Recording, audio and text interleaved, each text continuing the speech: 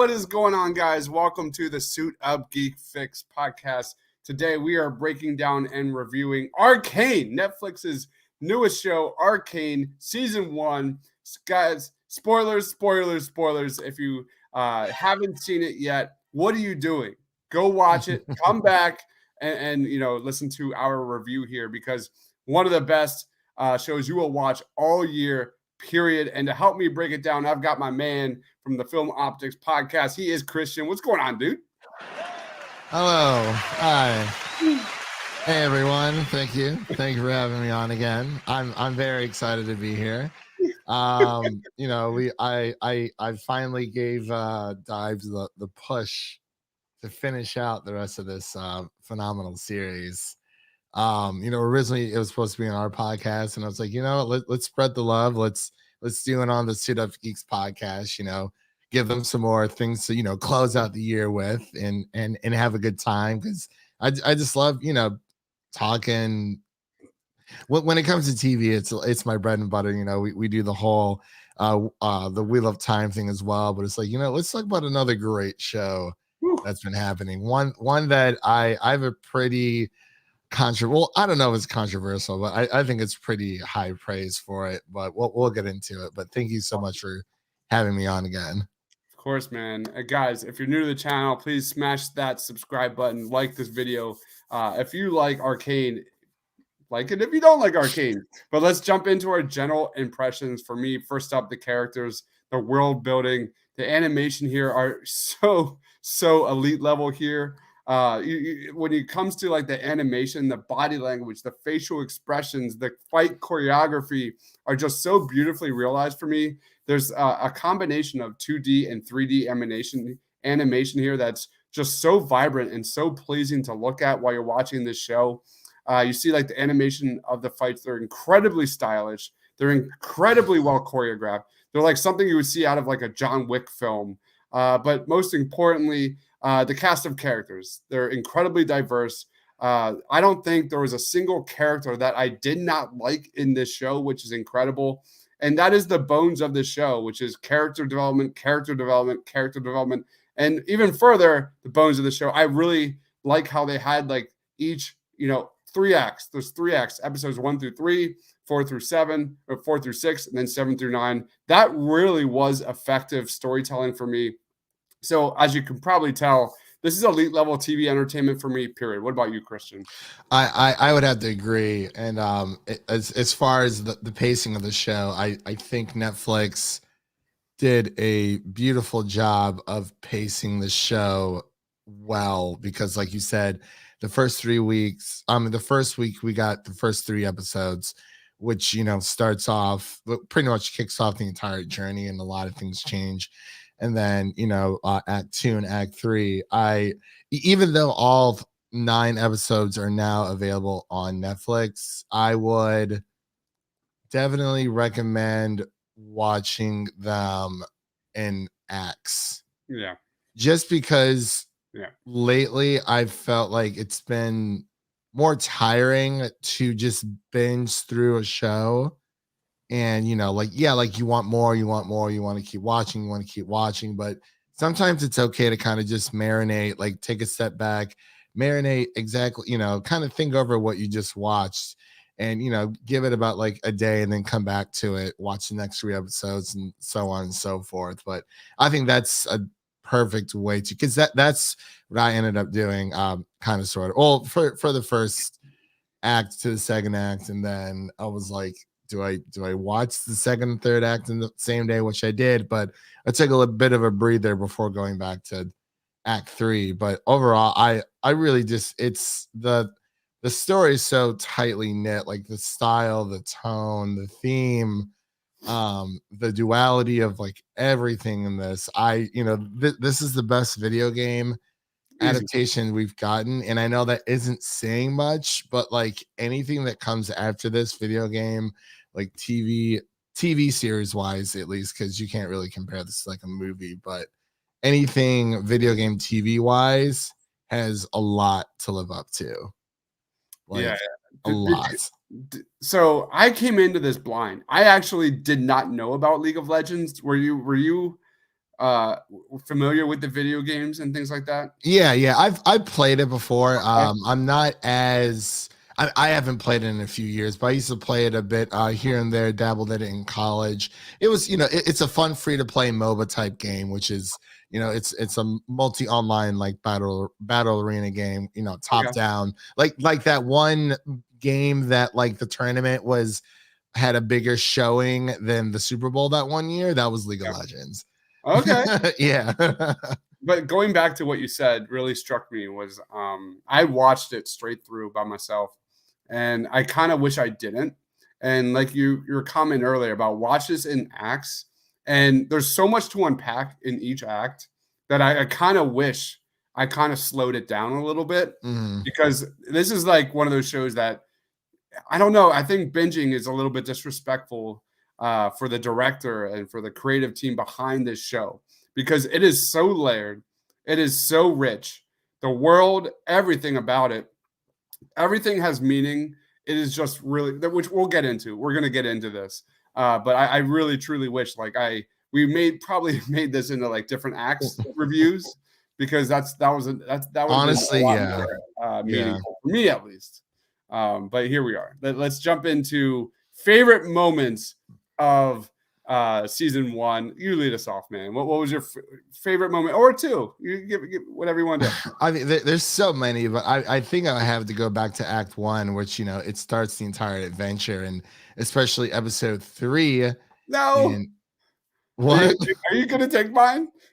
It's the turning point. This is the No, with Vi and Powder, no, where it's mine. it's so heartbreaking, because like I mean that is the episode that changes everything. It's like Captain America Civil War. It's my favorite MCU movie because it is the movie that Oh, changes the MCU, not like tonally or like film wise or whatever, just story narrative wise. It changes everything. Then we get everything with Infinity War and Endgame. But yeah, for episode 3, I'm trying to figure out what the name of it actually was. And I do apologize.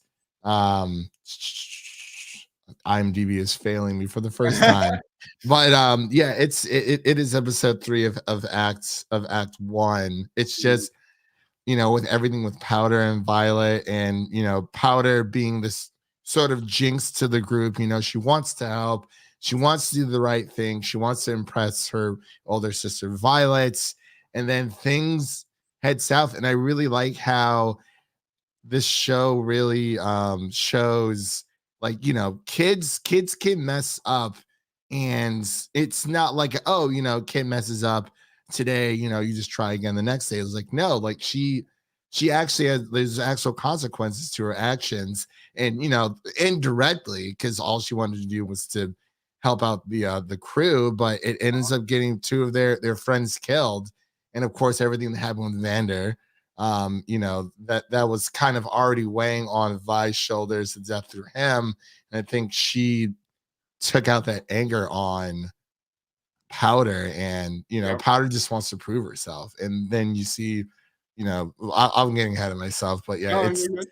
it's so it's beautiful. Like, I mean, I guess my take would be like, this is honestly the best animated series I have seen since Avatar: The Last Airbender. Yeah, Like, so I think it's far, it has been phenomenal. I mean, obviously, you will talk about the animation, I'm sure, but yeah, that episode 3, when with everything with Silco, and just the underground, the whole kingpin type deal, trying to deal with the Piltover and the underground city, and Violet kind of literally just was pushing away the only family she has left in a moment of rage. And you see how she wants to go back and comfort Powder. It's just she kind of lost herself in the moment, with all the physical violence and whatnot. And that's another thing I liked about it. This show, again, like with the Wheel of Time, it's not afraid to show violence against kids, mhm. which is something I really enjoy that we're getting here because kids can have consequences too. It's not just, oh shucks, we'll just try again tomorrow, Jimmy. It's like, no, like kids can die.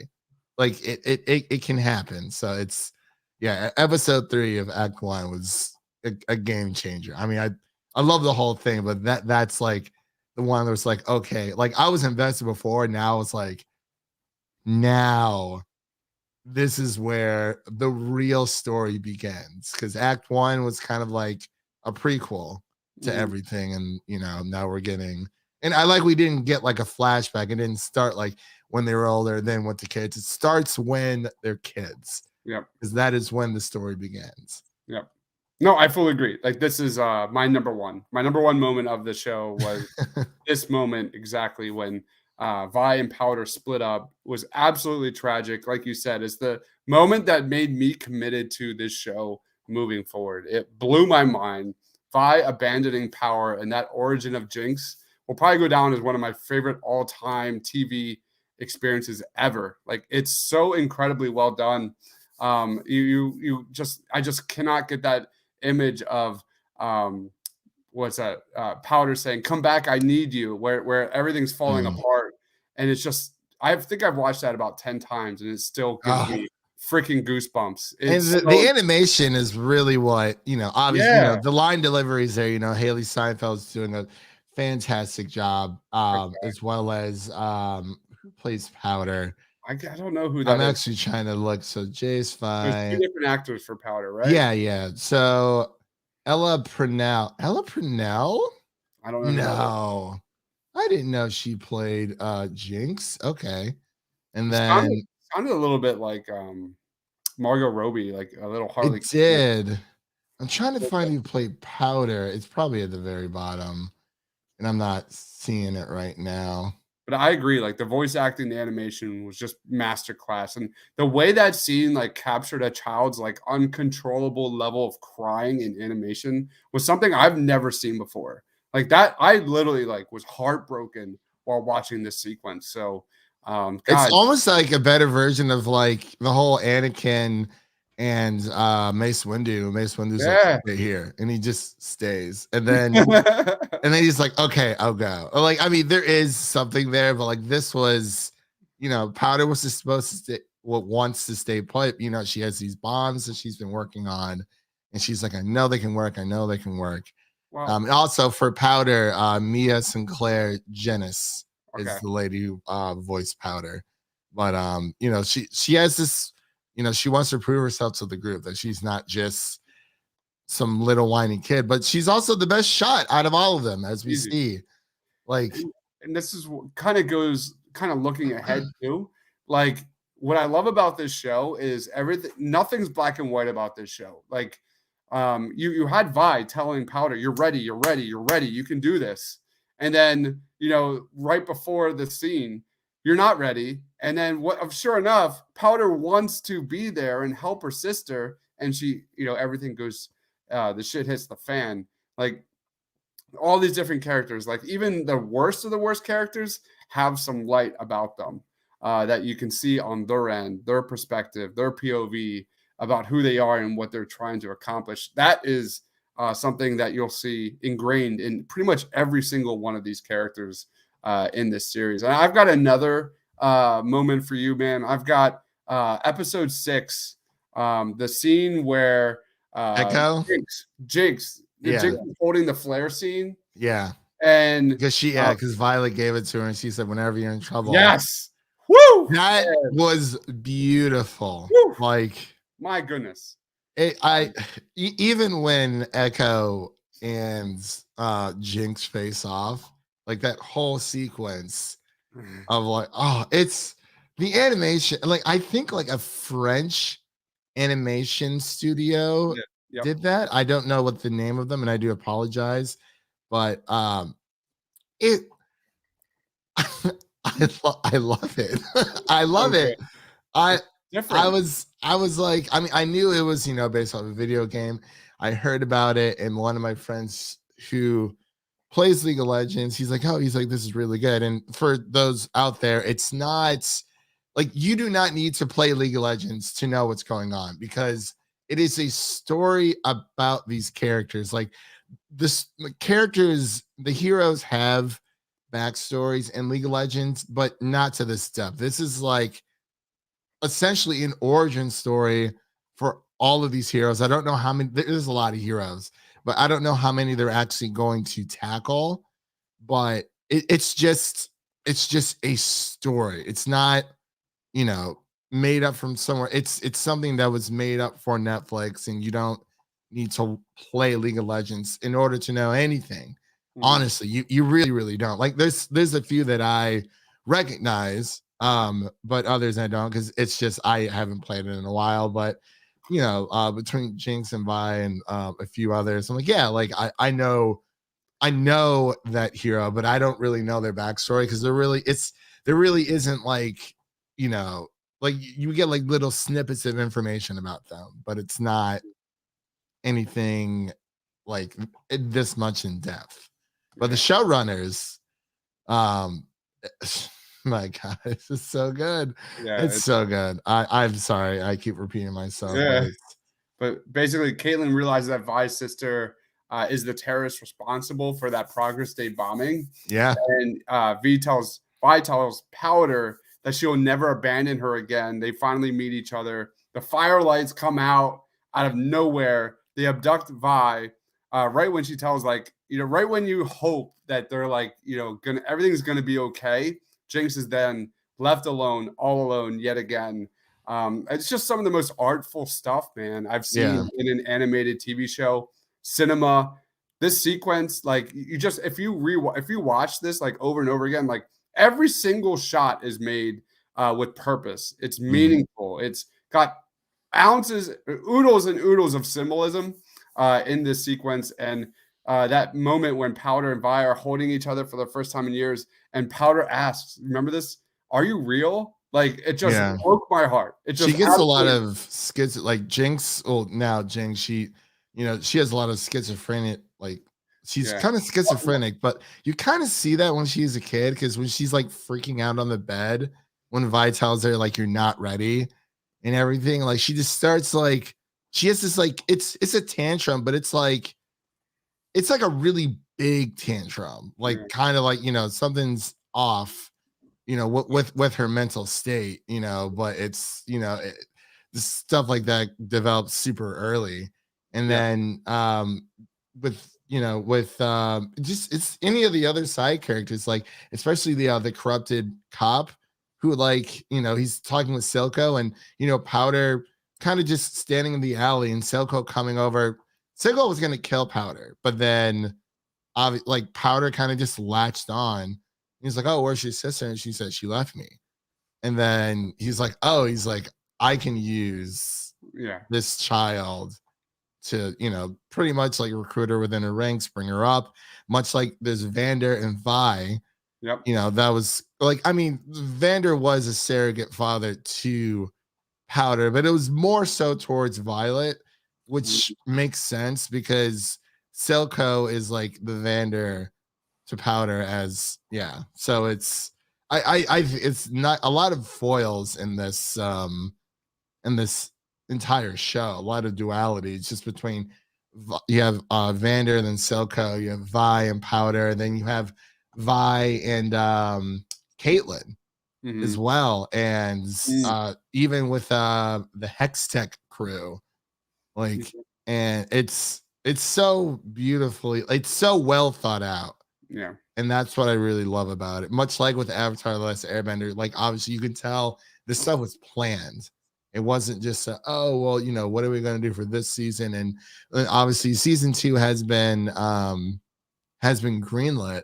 I don't know when it's coming, but I have full faith in the showrunners that this could just change the way that we don't need video game movies that, like, I'm like, Sonic's cool because you have a lot of different talents there, and honestly, with the Sonic movie, it was more so.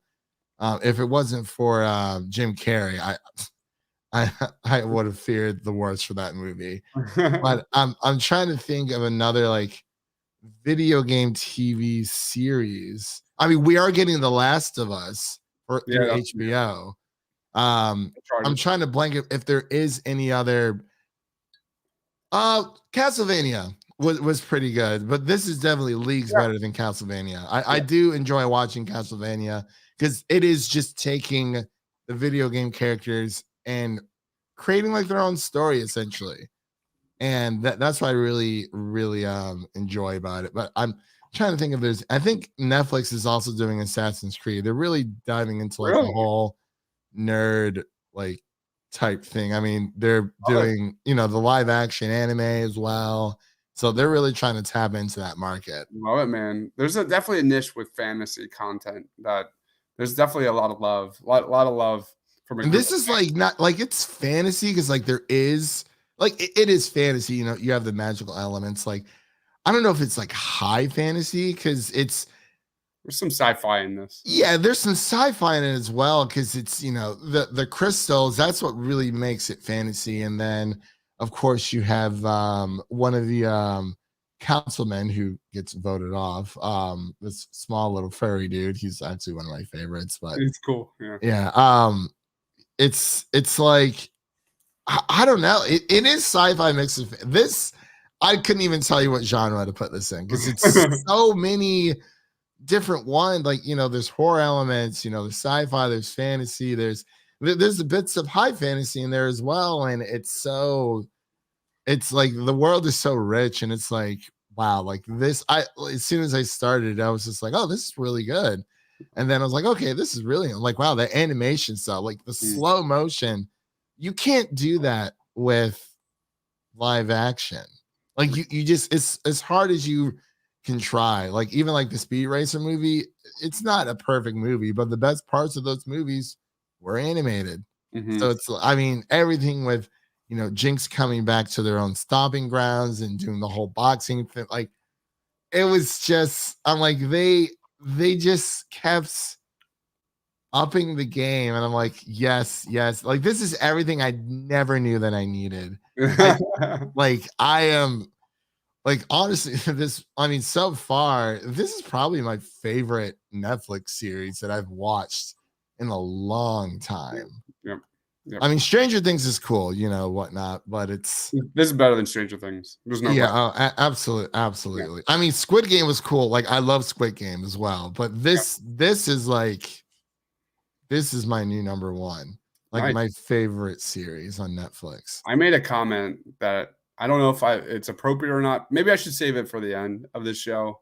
Yeah, I'll save it for the end. We'll go into our Okay. final grades and our Sorry, final. I've been ranting since No, we're good. the We're good. entire But time. you kind of exactly that was a good segue for what we liked and disliked about this show. And for me, you can probably tell. Like for me, my favorite moments what were those moments between Vi and Powder. I think one of the strengths of the show is that it knows when to shut the fuck up. Like there's so many like other fantasy Characters. shows that don't understand the value of like show don't tell. This is a huge reason why I really enjoyed the first 4 episodes of the Wheel of Time. Like Arcane felt so naturalistic to me. Like it's the way the characters interact with each other. It's the way they don't spout exposition to each other when it doesn't make sense. Like and that kind of leads into what I didn't like. And this isn't for me, but I'm speaking for maybe the casual fan. That it's the story. I think just like the Wheel of Time, it doesn't hold your hand in any way, and it doesn't make you know exactly what is going on at all times. I think a lot of people might get a little confused with the plot at times with this show, but I think the show made a really smart choice of focusing on the characters and making us empathize for them and Mhm. make the story about them rather than the lore. I thought that was pure genius because there really isn't a scene or sequence that is wasted in this show. It's really impressive that they were able to weave so many amazing stories into one cohesive, amazing story. Mhm. And that being said, like until like that major moment in episode 3, it's a little crazy. Like I remember watching the show and I was like, wait, what is going on? I had to like rewind and just like, wait, can I see that one more time? I had that same vibe with Wheel of Time. That is not a complaint on my end. I enjoy, being thrust into this amazing world of Piltover and things like that, and the two rivers. And I'm all for that, but I could see maybe someone not really enjoying that. But for me, top to bottom, Powder was the standout of this show. She's basically Joker. She's got like the Harley Quinn type. Yeah. Yeah, she's got this amazing quality about her that you want to root for. She's hauntingly tragic at the same time. She's just amazing, and I loved her dynamic with Vi to death. To death. Every time they were on screen together, it was pure gold.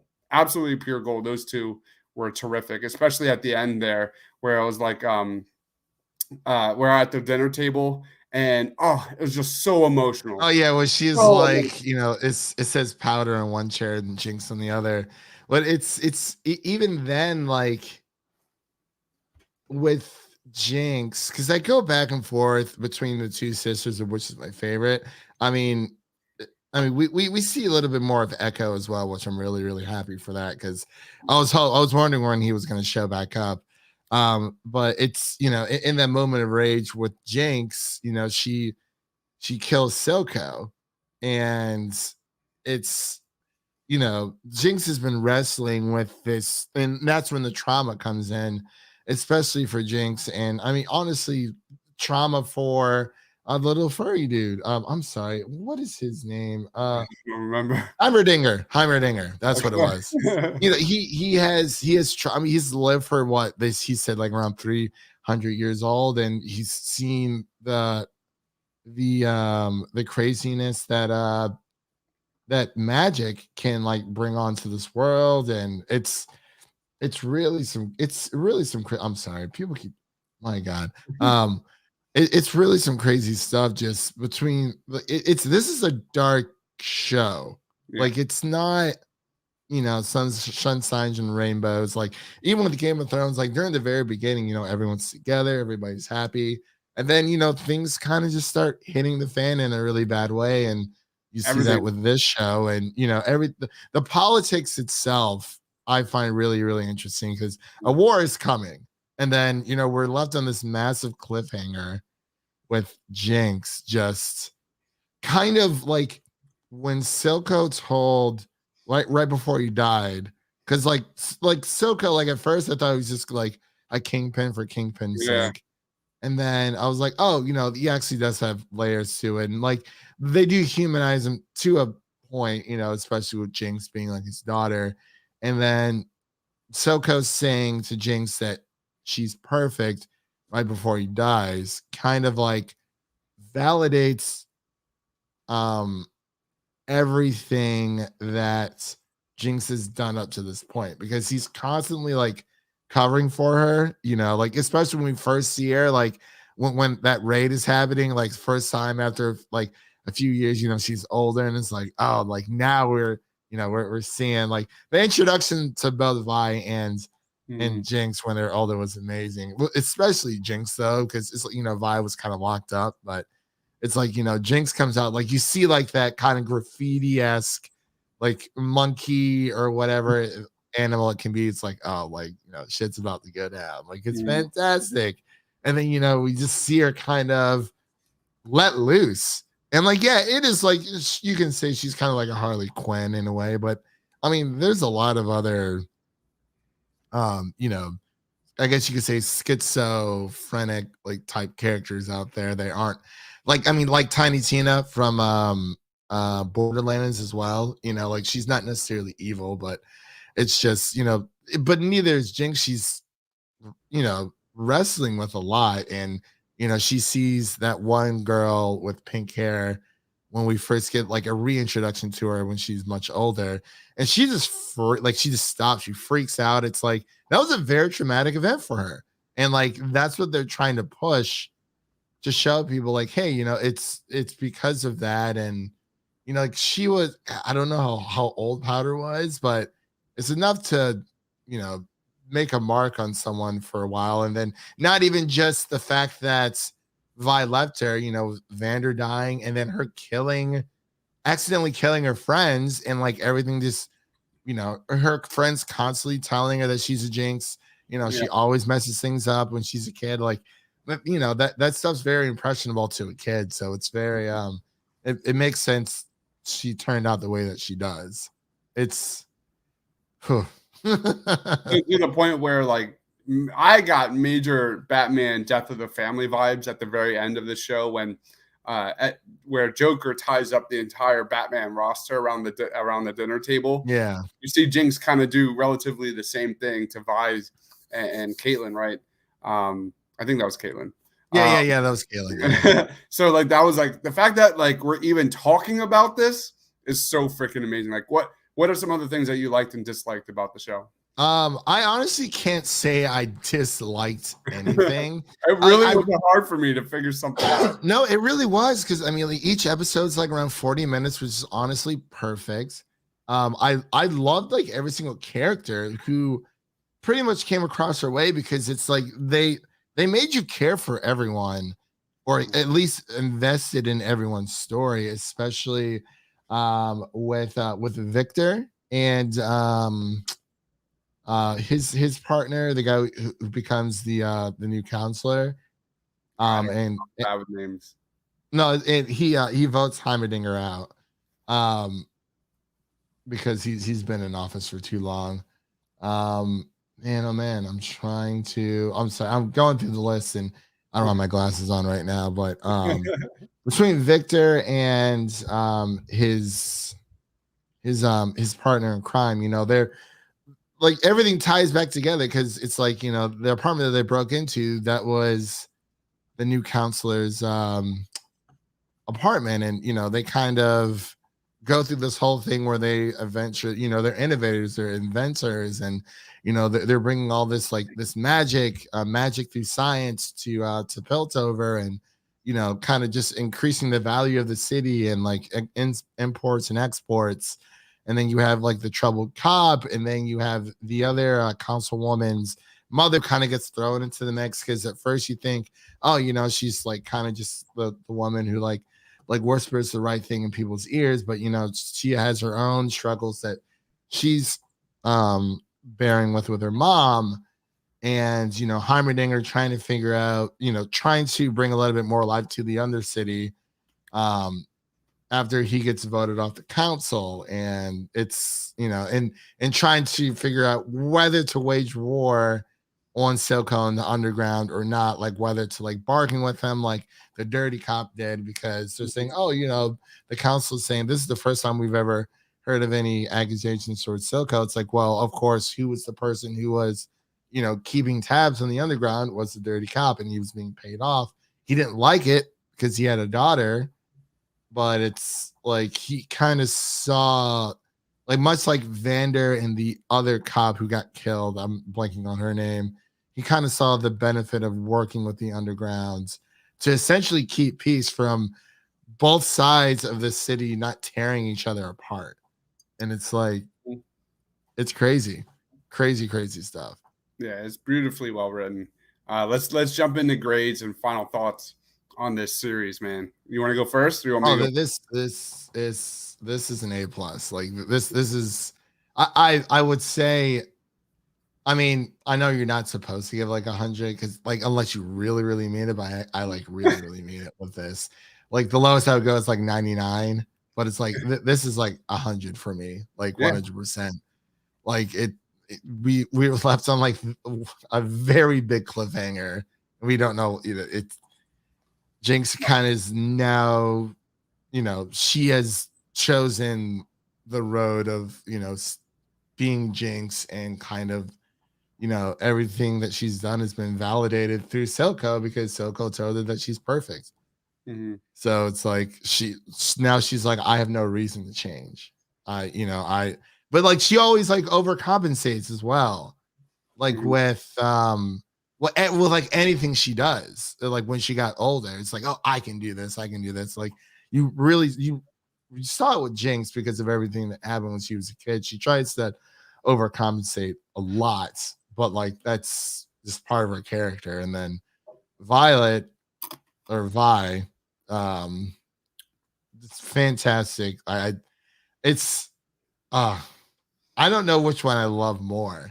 I said this in the review. Like Haley Steinfeld in This show is way better than anything you'll see in Hawkeye. There's no question. Oh, you should watch Dickinson because she is fantastic in that. Really? I don't even know what that is. It's on Apple TV Plus, and I keep telling people to subscribe to Apple TV. I do subscribe. I do have good. Apple TV. It's about like the life of Emily Dickinson, but it's like a dark comedy, type thing. Season 3, like I mean, I love the first few seasons, but like season 3 is like so good, and it's only 3 seasons. That's when it closes out. But it's, I mean, Haley Steinfeld has been carrying November 2021 on her back between Dickinson, Arcane, and my God, I'm blanking on the other. What's up? Hawkeye. Yeah, sorry. God. She's everywhere. You already forgot about Hawkeye, man. But I love Hawkeye. I do. Like, I'm just kidding. People, if you hate Hawkeye, hate Christmas. I'm sorry, I had to say it. No, I'm kidding. But like, yeah, I'll give this. Well, let me go back. I watched this show and I made a comment that this was. I need to rewatch it. Yeah, me too. Pound for pound, probably the greatest animated show. Last Airbender, Avatar: Last Airbender was like here. This is that same territory. This is the same territory as like Batman the Animated Series, X-Men the Animated Series. These are all in that same tier. And to be fair, they're my favorite of all time. And how can I not give that a 10? Like all time. And in addition to that comment, I said, if this is like a season 2, a season 3, a season 4 repeat of what we saw in season 1, this has potential to be the greatest animated series I have ever seen. Yeah, I wonder how far they're going to go with it. Because like you don't want to ruin too much of a good thing. Like with Dickinson, it's so popular, but they decided to end it after 3 seasons. So it's like, do you end it on a high, or do you essentially take the Walking Dead route where it's like, you know, the glory day of the show has been behind it for so long, and people are now saying like, oh, it should have ended years ago. So I wonder how far they will go with this. Like what, like is there like there has to be, there is an ending. There definitely has to be. I would honestly say no more than 3 seasons. Yeah. But I really don't know what they have in store. But I mean, it has everything you want. It really truly does. Like if you want a love story, there's a love story. If you want a story about an amazing character development, there's a lot of love stories in this one. Yeah, amazing character development out the wazoo. Like it's unbelievable. If you want amazing fight choreography, you got that. Like moments where you're standing up and like literally joining the fight. It is so much fun. The emotional moments, like, just has you on the edge of your seat pretty much every other episode where it's just hauntingly tragic. Like I love what this show does is that like the characters lead the story, not the story leads the characters. That makes sense. Like so much shit is thrown onto these characters, and because of that, they have to adapt and react. And that like after sorry, I'm trying to make this sound cohesive. No, like after every single fight, that changes every single character moving forward in this show. Like there's not just there's no wasted time in this show. Like something happens and like they deal with it. And I love that. Yeah, they're like, oh man, what are we gonna do? It's like, yeah, like if you love character development, like this is the best of the best. This is elite tier, masterclass tier of character arcs. I mentioned the love stories. I mentioned the character arcs, the action. If you love, you know, the action is, oh man, it's unbelievable. Like the scene where Vi and I forget who the character is with that giant axe that turns into a gun, and they're like fighting. Yeah, that was the councilman I was talking about. I'm sorry, I'm blanking on his name. I'm bad with names, but that is an unbelievable action sequence that is just top notch. And I didn't even get to the fucking the score of this. The songs, the score are so beautiful. And I made a comment in another chat, like, I'm going to be listening to this score. And I mean it. I'm going to Is be it on listening to it. Spotify? I haven't found it yet. I'm not looking for the songs, even though the songs are beautiful. I'm looking for like the actual score.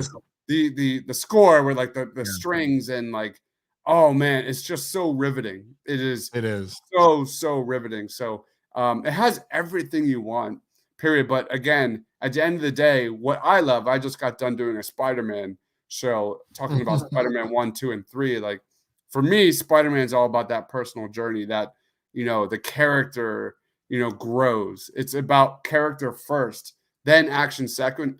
This is that same recipe of success there, and I love it. I absolutely love it. And like you said, Christian, I really can't wait to watch it again. What's your grade? Oh, we already did grades. Yeah. 10 out of 10. Yeah, 10. for me. Yeah, me too. I'm giving it a 10. And if you, I've done a lot of these reviews, bro. That might be my first 10. Yeah, like, I've never like even Spider-Man 2, I gave it 9.5, and I love it. That's like top 3 for me. Spider-Verse is a little bit more for me, but I agree. Yeah, it's like a 1A, 1B type thing with Spider-Verse and Spider-Man 2 because they're both so, and like it's I'm telling, like, between, like, I mean, Avatar: The Last Airbender, like, that show only ran for 3 seasons. I don't see why this one can't run for a solid 3 seasons. And also, Netflix, if you're listening, we would love a physical copy because I would buy this in a heartbeat. I'm serious, because I mean, sometimes they do. They have with Haunting of Bly Manor and Haunting of Hill House. They've done it for Stranger Things. They've done it for a few other, like Daredevil, all the other older Marvel shows, but those are like super expensive right now. Like, I'm serious. Like, I even looked up Daredevil season 2. It was like $60. Damn. I was like, I know. No. Stranger Things is a little bit harder to come by. I had the first season. I was looking for the second one. They released the third one for like a brief second, but I don't know what happened to it. I don't know if they're still doing physical copies for that, but please, Netflix, if you're listening, please give us a physical copy of Arcane, because not only is this like a triumph for animation, this is a triumph for video games. Like, 100%. When it comes to video game adaptations, this is the way to go. Like, people didn't know, like, people were not expecting this to be as good as it was. It's, when it comes to video, like, I mean, not that video games get a bad rap, but like, when it comes to adaptations, they usually do. Well, like, Castlevania has done a really good job of it. And I'm hoping, like I said, with The Last of Us, I hope they do a really good job with that as well. It's a huge win for video games, which is the most important part to me, just because I mean, as much as I love TV shows and movies, I do believe that video games is the best form of media of where you can experience like a single player story driven experience when it comes to that stuff. Because I mean, with The Last of Us Part 1 and 2, it's I mean, like, I'm excited for the TV show, but it's like there will be nothing they'll be able to replace the journey that I was able to go on as Joel and Ellie through those. So that's just my take, but I agree. Definitely Netflix. Yep. Physical copy. Let's go. Just give it to me. Let's wrap it up. Would you recommend someone watching this show, Christian? I would. I definitely, like, especially this. Excuse me. Anyone who is like just any lover of animation. You don't have to be a video, like I say, you don't need to play League of Legends to know what's going on, because it has nothing to do with the video game at all. If you're just an admirer of animation in general and just looking for a really good story, you know, like, you can kind of like watch throughout like the next few days. Definitely, like I said, I would recommend watching it like within the acts 1 through 3, and then 4 through 6, and then 7 through 9. Like within the span of like a few days or so. Like, I would recommend this to anyone. Especially it's just, I mean, honestly, I wouldn't even tell them it's based off a video game. I would just tell them to watch it. No, watch it with your buddies. Like, act 1, watch it, react to it, talk about it, you know, and then watch act 2 and so forth. Like, that's the way I think it should be watched. Is that Like this show deserves to be watched like literally in cinema. Like Oh yeah.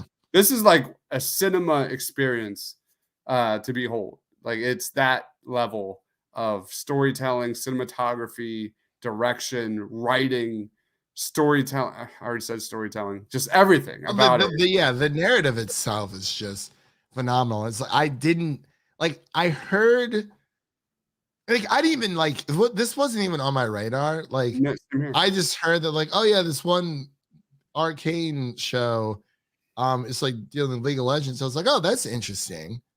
And like I just didn't think anything of it. And then my friends were like, no, like you really need to watch this. And I was like, okay. So like I mean, I came a little bit late to the party because it took me a second, you know, with award season and everything, and everything on the show that we do. It's just been kind of hard to just watch things just for pleasure. And like this was something I really wanted to finish this year.